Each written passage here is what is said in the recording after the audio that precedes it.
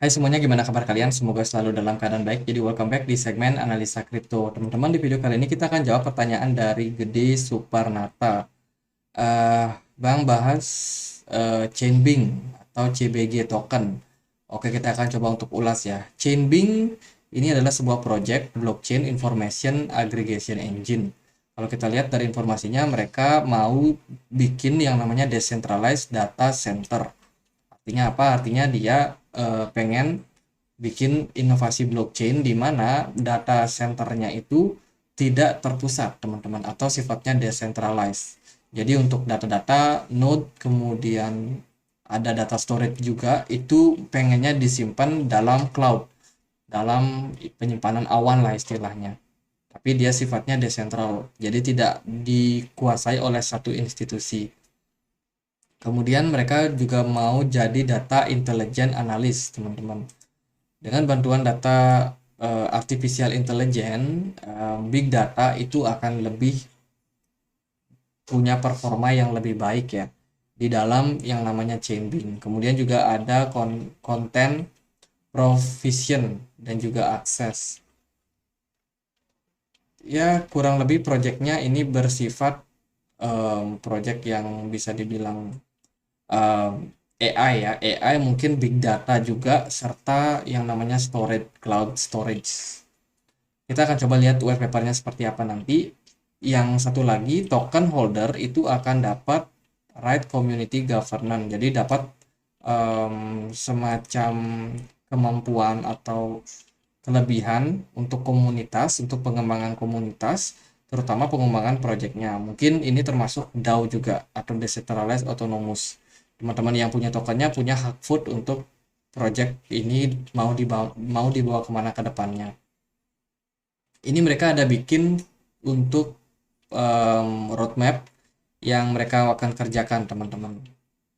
Sementara aku sendiri belum dapat, jujur belum dapat sesuatu yang sangat spesifik dari project ini, seperti Chainmain Network Skeleton Construction Complete.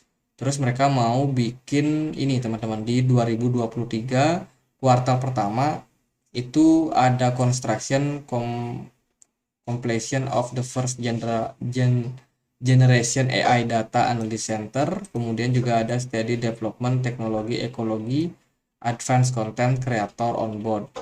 Jadi belum dapat informasi yang benar-benar detail soal project yang mereka kerjakan. Sekarang kita cek dia di white papernya. Di white papernya juga tampilannya seperti ini, sangat sederhana ya. Dia menjelaskan bahwa saat ini itu lagi booming soal smart contract layer kedua network, di mana tujuannya memang untuk meningkatkan yang namanya no longer limited ordinary transfer. Jadi data itu terbatas untuk penyalurannya. Sekarang mereka pengen untuk menjadi salah satu kontributor di mana data-data yang mereka sampaikan itu atau data yang mereka tawarkan itu sifatnya bisa decentralized, sehingga hampir semua orang yang berada di dalam konsensus data itu bisa mengakses, teman-teman. Jadi dia mau bikin resource of computer system network storage and computation, perhitungan network itu. Jadi ini bahasa-bahasa blockchain semua. Ya itu sih, teman-teman. Kalau kita lihat dari CMC, informasinya juga tidak terlalu banyak. Chainlink itu harganya sekitar Rp21.000, sudah terkoreksi sekitar 1% hari ini. Jika kita perhatikan juga, dia berada di peringkat 440 di CMC.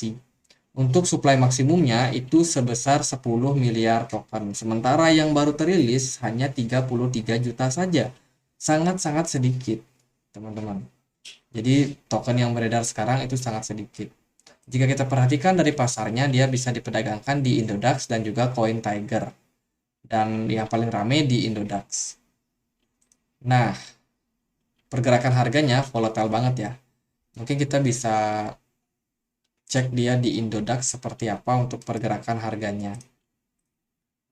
Ini aku coba cek. Kalau dilihat dari informasinya di sini sih, di CMC nggak terlalu banyak informasi soal project ini. Paling dia cuma menjelaskan storing, indexing, and analyzing, and sharing data, teman-teman.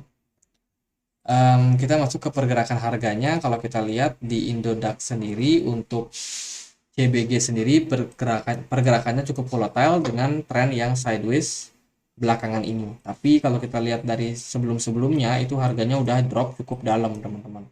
Biasanya proyek-proyek yang seperti ini itu kenapa turun? Karena pertama dia sepi peminat.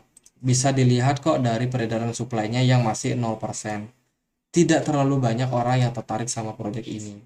Kalau kita perhatikan juga dari segi supply-nya yang sangat banyak itu tidak sama seperti peredaran, tidak mendekati lah istilahnya untuk peredaran supply-nya.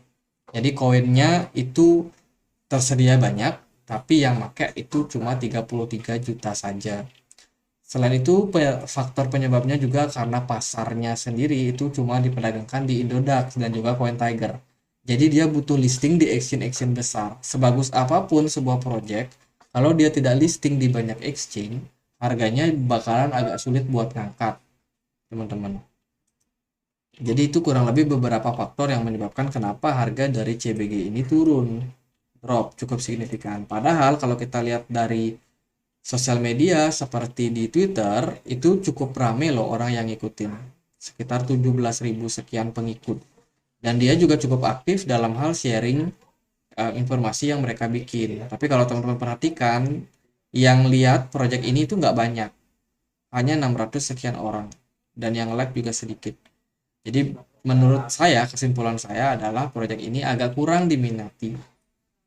Jadi kurang lebih seperti itu. Semoga pembahasannya bisa bermanfaat buat teman-teman. Keputusan tetap ada di tangan teman-teman mau beli atau jual. Silakan teman-teman pelajari lagi proyeknya. Jadi gitu aja. Semoga bisa bermanfaat. Dan akhir kata saya Andre. Makasih.